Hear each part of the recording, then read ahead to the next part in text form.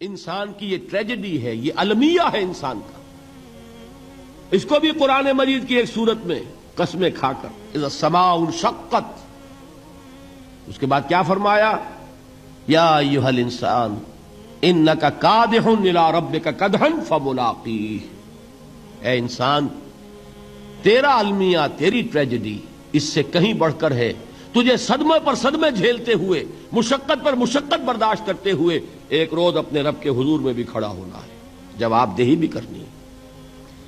اس دن کے حساب سے، اس دن کے احساس سے جو بڑے بڑے ہماری امت کے عظیم جو گلے سرسبد ہیں، ان کا یہ حال آپ نے پڑھا ہوگا. حضرت ابوبکر صدیق رضی اللہ تعالی عنہ وہ ایک عجیب کیف کے عالم میں فرمایا کرتے تھے، کاش میں درختوں پر چہچہاتی ہوئی چڑیا ہوتا جس سے حساب کتاب نہیں ہوگا.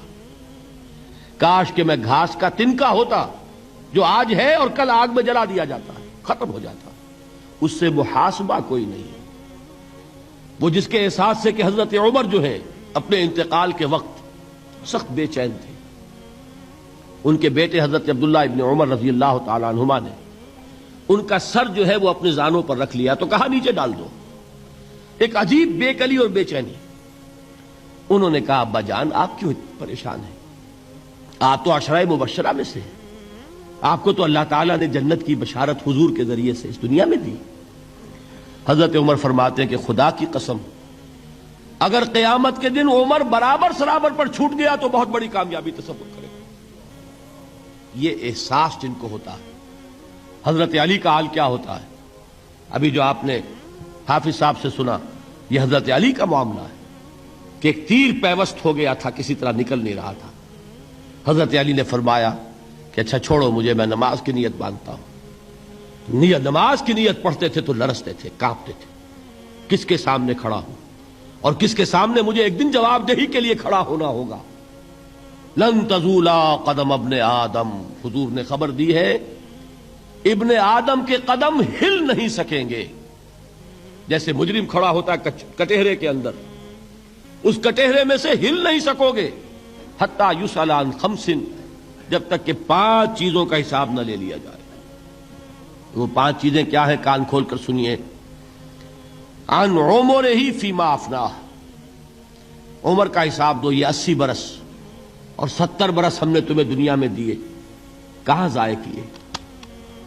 وعن شبابہ فیما ابلاہ، اور خاص طور پر جوانی کا دور، امنگوں کے دن، ولولے ہوتے ہیں، قوت ہوتی ہے، توانائی ہوتی ہے، آدمی چلتے ہوئے زمین پر پاؤں مارتا ہے، قوت جو ہے وہ اپنا اظہار چاہتی ہے. یہ جوانی کہاں گلائی؟ حساب دو، ایک ایک لمحے کا حساب دو. وہاں مالہ من این اکتسبہ وفیما انفقہ، ایک ایک پائی کا حساب دو. مال کا کہاں سے کمایا تھا، حلال سے کہ حرام سے، اور کہاں خرچ کیا تھا، گل چھروں میں، عیاشیوں میں، یا نیکی کے کاموں میں، ادائے حقوق میں، اللہ کے دین کے لیے. 4 سوال ہو گئے. 2 زندگی کے بارے میں، ایک زندگی پوری بحیثیت مجموعی کہاں کس کام میں لگائی، اور خاص طور پر شباب کا دور کہاں لگایا.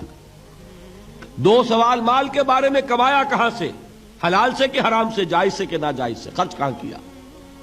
اور آخری سوال وعما عمل فیما علم، جو علم حاصل کیا تھا اس میں عمل کتنا کیا.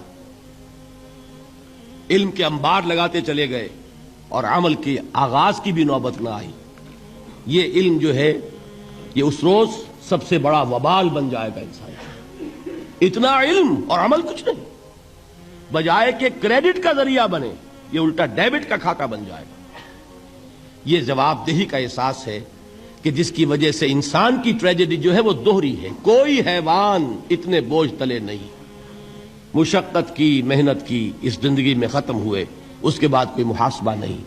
اس کو بھی غالب نے خوب کہا ہے کہ اب تو گھبرا کے یہ کہتے ہیں کہ مر جائیں گے، اور مر کے بھی چین نہ پایا تو کدھر جائیں گے.